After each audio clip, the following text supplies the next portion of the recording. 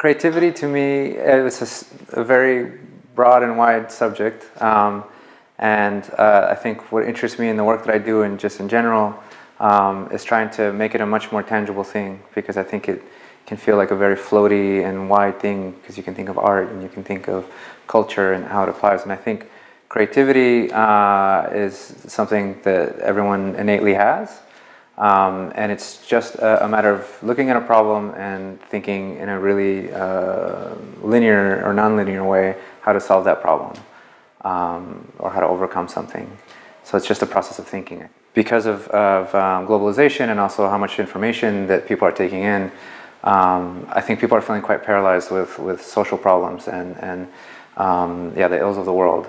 And I think what we can really help with is putting those types of problems into very human and simple terms. People who work more in the creative industry tend to start with just blank pages. They just, and so they're not afraid of where they get their inputs, and they do a lot of experimenting in how they would come to a solution or to an idea.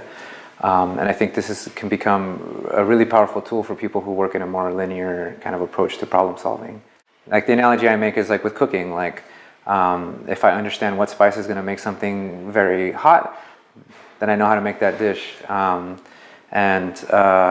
it's the same with creative ideas. Is you can start to have a very intelligent and kind of calm interaction